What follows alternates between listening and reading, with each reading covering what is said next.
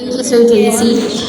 I am pleased to greet everyone gathered here today, to our distinguished guest, Patrolman Adrian L. Mendoza, to our school administrator, Ms. Heidelita J. Orencha, to our academic head, Ms. Fe Dalangin Yedra, to our general education head, Ms. Marisa Fe V. Lucido, and to our school registrar, Ms. Maria Cristina Tolentino, to our senior high school assistant principal, she's there, Ms. Laika Peñamante, to our faculty members and staff, beloved parents, and of course, to my fellow graduates and friends, a very joyous and a momentous morning.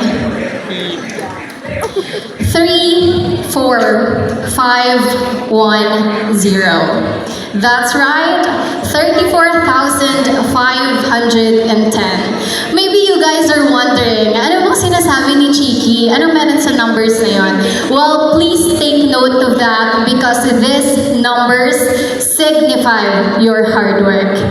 In case you miss it, on average, we spent 8 hours a day in school for about 203 school days for an average of 17 years from kindergarten to college. So, we spent a total average of 34,510 hours studying. This excludes the necessary hours spent on weekends for extracurricular activities, the puyat from reviews and thesis works, and the hours spent on contemplation and anxiousness kung itutuloy mo pa ba yung nasimulan mo. Let that sink in. 34,510 hours. Grabe. It has been that long, isn't it? And finally comes this day where we are about to take that very last leap to a bachelor's degree. Well, we just took that. Thus, students, parents, and teachers, to commemorate this collaborative and wonderful achievement, may I request you to raise your right hand. Yes, because this is collaborative achievement. Raise your right hand and tap the person to your right and say, "You did an amazing job." You did an amazing job. And now, raise your left hand. Left hand. Okay. Raise your left hand and tap the person to your left and say, "Congratulations." Congratulations. Thank you. A round of applause for everyone because indeed it is a job well done. Congratulations. It is and will always be an honor for me to speak in behalf of the graduating batch. I still remember the first time I did this was 6 years ago. Junior high school, I moved up with higher honors. And I recall leaving the stage saying these words: "Success is not about the number of medals, certificates, and achievements you get. Rather, it is about the number of ways that you can do and that you can think of to redefine your own existence." And similarly, 2 years after, I was given another chance to speak. For the second time, I delivered a speech, and that was in April 2019. Same venue, I was sitting there. I was sitting there, and then I spoke for the senior high school batch as the Strand valedictorian, where I quoted the words from Aliana Ong. "Carry yourself in such a way that when people are sitting, you will be standing. And when they are standing, you will stand out. And when they stand out, you will be outstanding. And when they dare to be outstanding, you will be their standard." And now, 4 years later, here I am again, more than privileged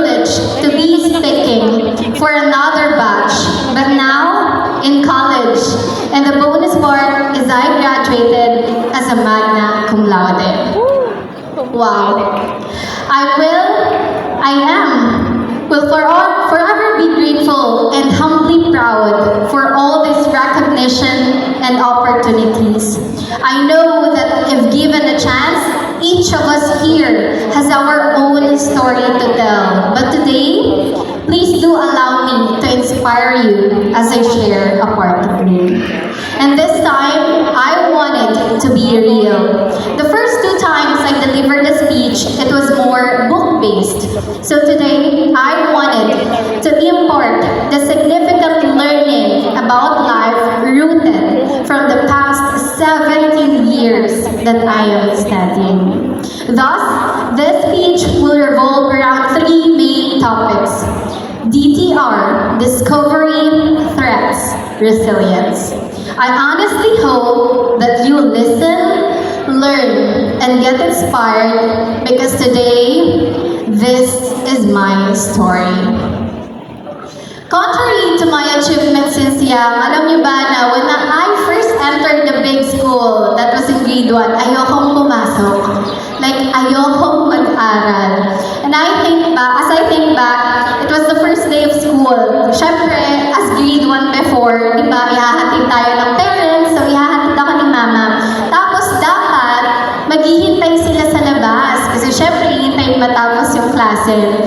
And that time, hindi ko maaninag si mama. So therefore, I conclude na umalis na pala ang person. So, while entering the room, I was carrying my bag, looking at everybody, to my classmates and teachers. I was so afraid. I was crying. My classmates and my teachers, if you know that song, chika-ding, palipad, lipad. So yun before. So that time I thought, bakit ba sila kumakanta agad? Umiiyak pa ako. So I was a little pa-importante that time. Pero late naman talaga ako dumating na sa room. So since walang pumapansin sa akin that time, kahit umiiyak na ako, I attempted to go out. Nung lalabas na ako, pinansin na nila ako. Pinigilan ako ng teacher ko na lumabas. And you know what I did next? It was ridiculous. Very embarrassing. Hindi ko alam na may chance pala na i-share ko to. Experience na to. Kinagat ko yung teacher ko and then I ran for my life. Yes, kinagat ko siya and then tumakbo na ako. Siyempre lumilingon pa rin ako sa likod kasi mahirap na, baka masundan niya ako. Pero ayun, to make it short, safe ako nakarating ng bahay. And from then on, ayoko nang pumasok. So I stopped for a year. Hindi ko na pinansin yung mga naging kaklase ko and teachers since sa isip ko, isang araw lang naman akong pumasok. Late na, tumakas pa, nangagat pa. So siguro hindi naman nila ako mapapansin or maaalala man lang.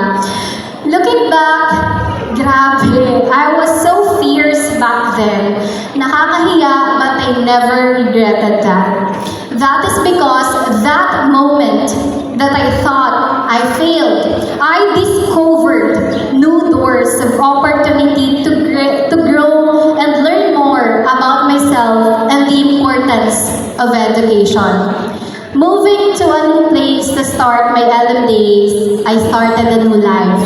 I became independent, which I never thought I would be. Hindi na ako nagpapahatid sundo kay mama, pero tinatakbo ko pa rin from home to school. My teachers became my solid foundation. They shaped me to who I am today. They were strict, compassionate, and disciplinarians. From there, I discovered that I was intellectually gifted, and because of that, I went to places I never thought I would be. I knew that I was good at hosting events in school, in singing, dancing, in public speaking. I was good in debates, quiz bees, and journalism. And this is because of all the trainings and opportunities provided by my teachers. From there, I realized na kahit tinakbuhan ko ang pag-aaral dati, magiging honor pala ako. Palagi ako nakakapasok noon sa top 10. Noong umpisa, may pa-Jollibee yan si mama. Kakain sa labas kasi honor. Nung natagalan na, wala ng Jollibee. Napalitan na, galingan mo pa sa susunod. Nasawig yata si mama kasi sobrang nagustuhan kong mag-aral. I was moving ranks from 7th to 1st at ipagpapalit ko ang lahat ng bakasyon at pagtitipon, huwag lang mahuli sa pasahan ng activity. Addict? Well, partly yes.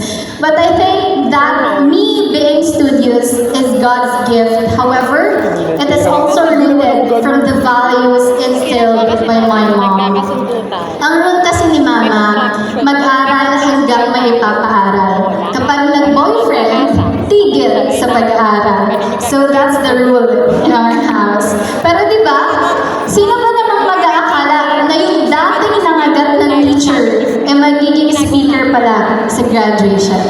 Funny, right? Siguro kung may title din tong speech ko ngayon, baka pwedeng ang babaeng nangagat with flying colors. Kidding aside, I hope that you learn from this experience of mine. Huwag sana yung pangangagat yung matutunan, but as you heard, nadapa ako, tumigil ako. Hindi ko nakasabay yung mga taong dapat kong kasabay sa pagmarcha, pero still, I discovered and learned more. Nakilala ko kayo, at ngayon, kasabay ko kayo. Alam nyo, in those 17 years, I learned na ang tao may kani-kanyang oras. As what Chinky Tan says, it is okay to fall because what matters more is how many times you pick yourself up. It is true that failure is an outcome, but failing is a process. Nakadepende pa rin sa talento, sa sipat at tiyaga mo kung paano mo babaguhin ang resulta ng proseso. Kaya huwag tayong sumuko. Kagaya ko, hindi naging hadlang ang pagtigil ng isang taon para parating ang kung anumang natatamasa ko ngayon. Kasi sa totoo lang, sa henerasyon natin ngayon, nagmamadali tayo sa buhay. With the influence brought by social media, we tend to compare our paths to the victory of others. Kung anong mayroon ng kilala natin, dapat tayo rin. Ay, successful na si ano, dapat ako rin. Ang dami nang narating na ano, ba't ako wala pa rin? Tandaan natin na iba-iba tayo ng hirap na pinagdaanan at pinagdadaanan. Yung mga nagtagumpay na kilala mo, nadapa rin yun ng maraming beses na bigo. Kaya kung sa tingin mo at your age, you are already running out of time, you are wrong. Because what is important is how you make the most of that time. Learn to clap for others' success because in no time, they'll be the ones to clap for you. Remember that jealousy and insecurities lead you nowhere, but appreciation and genuineness take you somewhere. And please never ever live in others' expectations because if you do, you will attain no satisfaction and genuineness.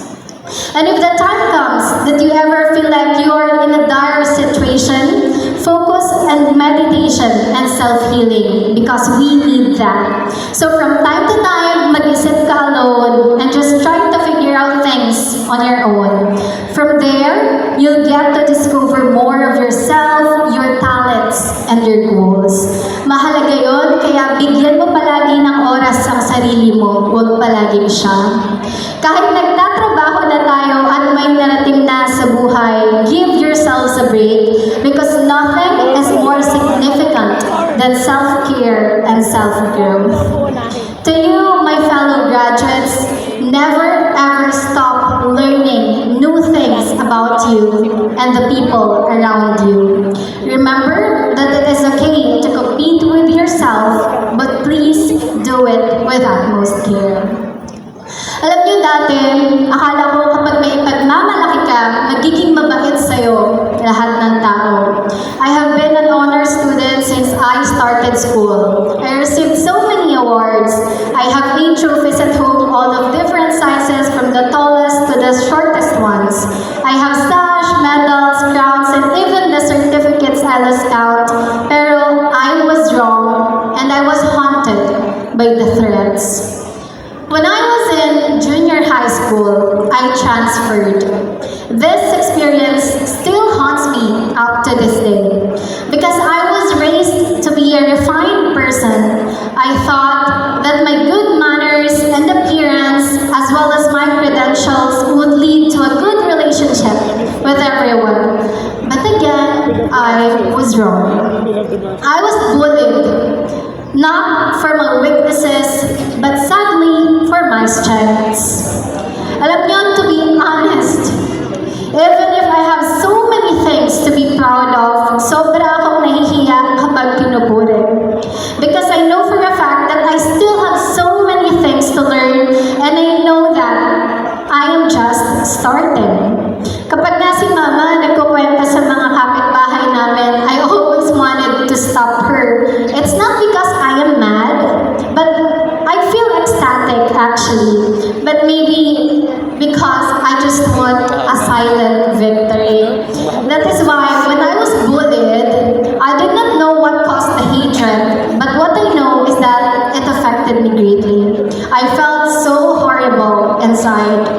There are times that I will go home from school crying without my mother or anyone knowing. Para akong ewan na umiiyak sa jeep for a good 30 minutes since medyo malayo yung school ko sa bahay. Nagpapasalamat pa ako kapag traffic kasi mas marami akong time para magpahupa ng mga tagang mata. That time, I have always been aloof to boys as well since growing up in my family, we were all raised traditionally. So, friends na lalaki are not allowed because as what my mother told me, no one ever befriends a boy without the latter having motive. But still, though careful, I was harassed in some ways.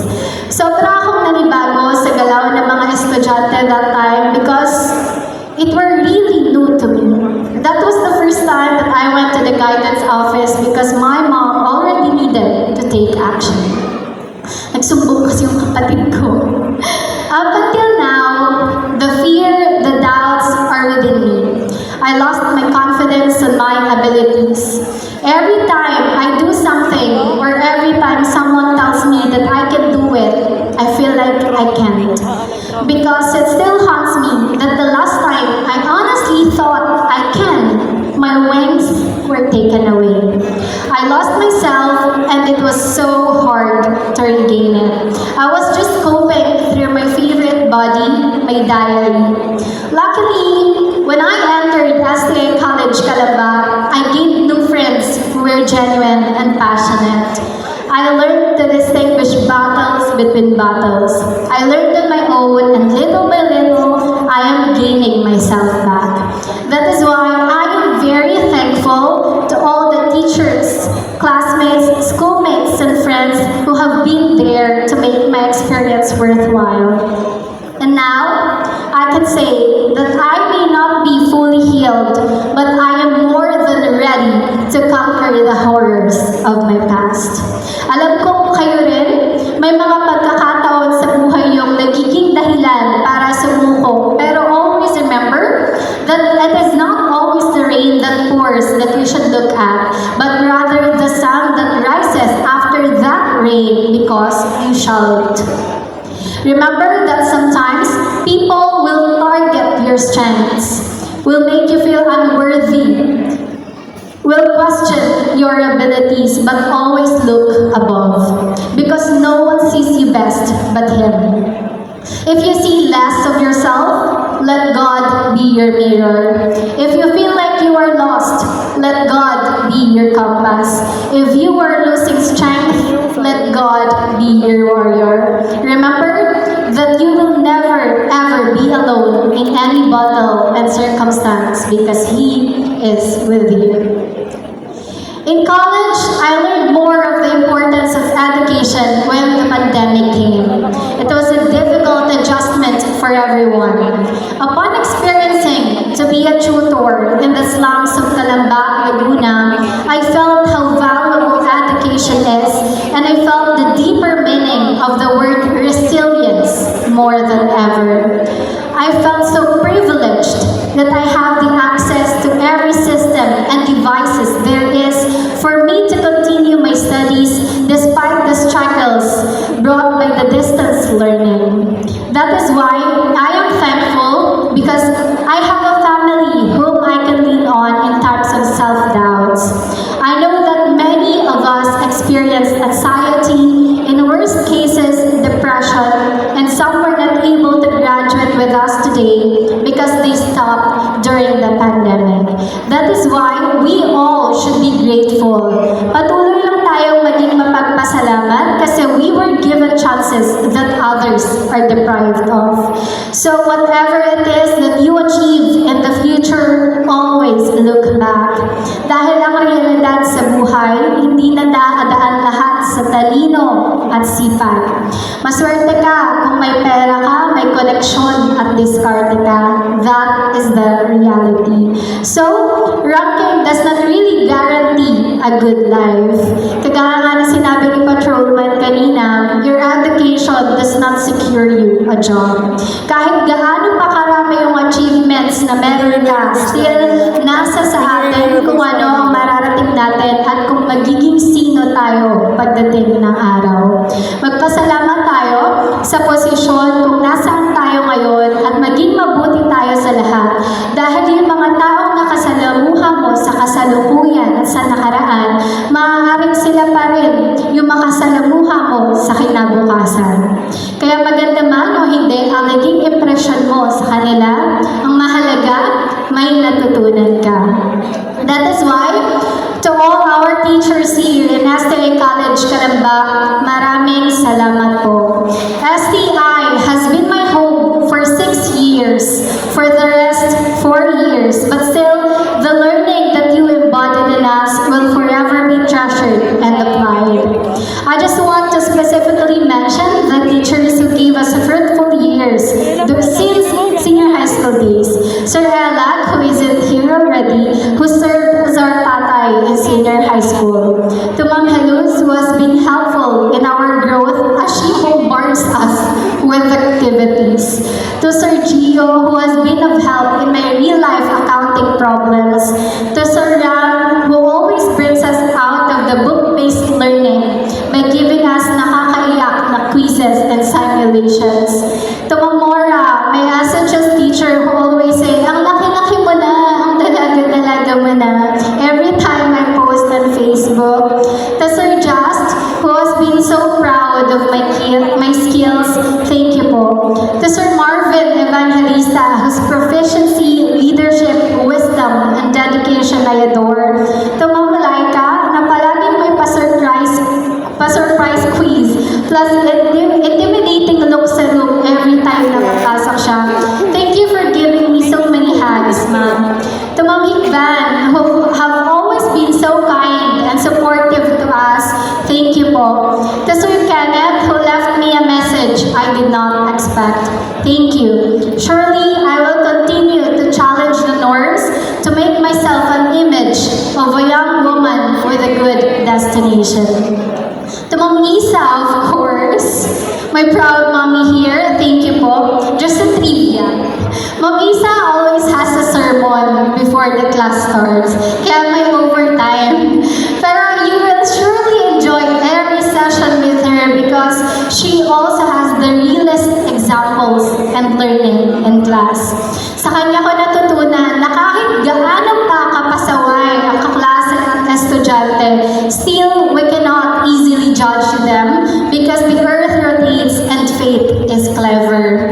We cannot be the ones to dictate someone's destiny. I learned more about humility from her. So to you, Ma'am Isa, who has been my org mentor, thank you for inspiring me so much. Thank you for looking out for me. Thank you for going down to ask if I'm okay during the pageant, for saying that I am your queen, and for always asking, kamusta, Chiki? For always reminding me na kayang-kaya ko. Thank you for every advice I get from you.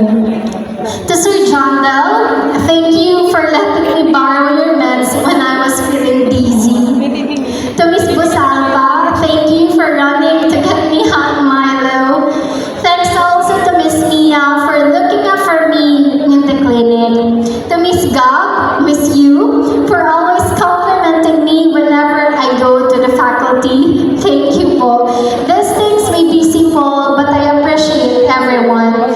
I hope that you continue to care for the students' health and well-being. To Ma'am Tina, Ma'am, I still remember na nag-enroll pa lang ako, sabi niya, sana ikaw na yung next cum laude ko. And here I am, Ma'am, a magna cum laude.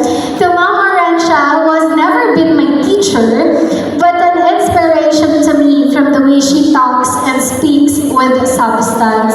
Parang kailan lang umiiyak pa po ako sa office niyo because I just do not know what to do in my college life. Pero ngayon, graduate na po ako and again, I am speaking in front of everyone.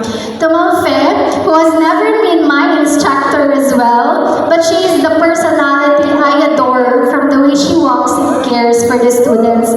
I actually envision my mom from her, quite loud and strict at times, but she only aims for the best of everyone.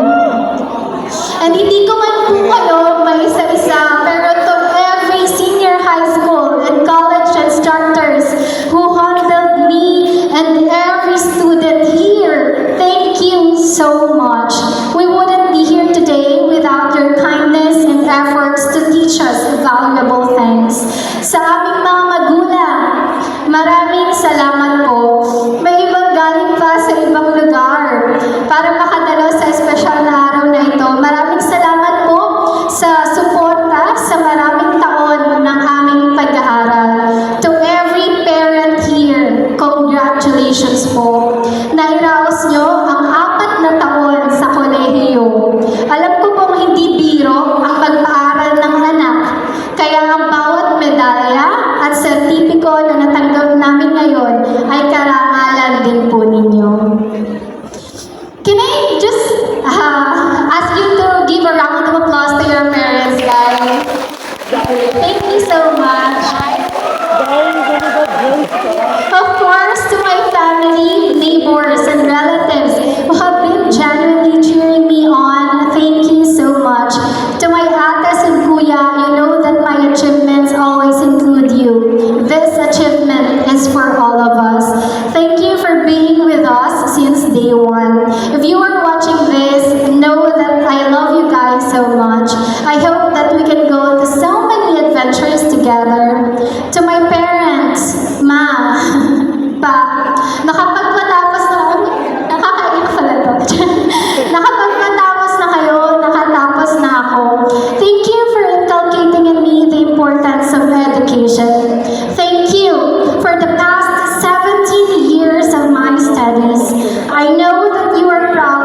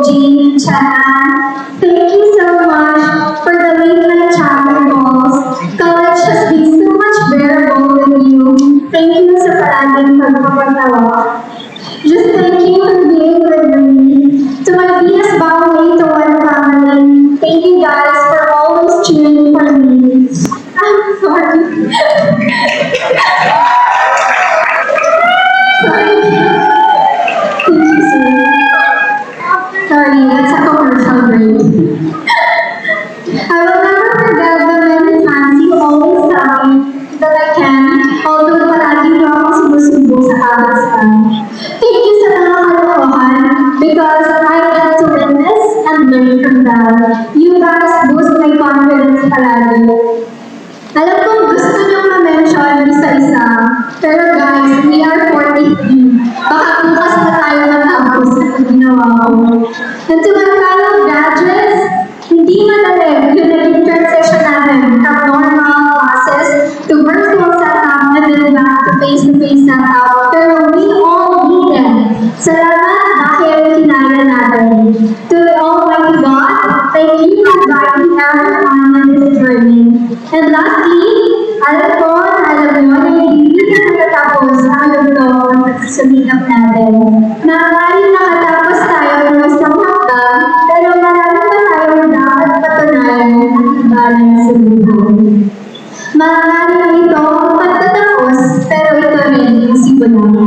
Sana ay gawin natin lahat ng natutunan natin sa eskwelahan ito hanggang sa kung saan tayo maganda. Kagaya ng laging sinasabi sa amin ni Sir Mark, malayo pa, pero malayo na tayo. Remember that as a lasting honor, we are bound to soar higher because we are made to be more. To end the speech, let's go back to DTR. Our daily time record is 54,510 hours for the last 17 years of studying. So, I want you to wonder of yourselves using the same topics. Discovering, perhaps, resilience. For the past 54,510 hours, what have you discovered? Were there any threats? How did you show resilience by overcoming them? Faith, act, react, and adapt. I leave you. Again, congratulations, class of 2023.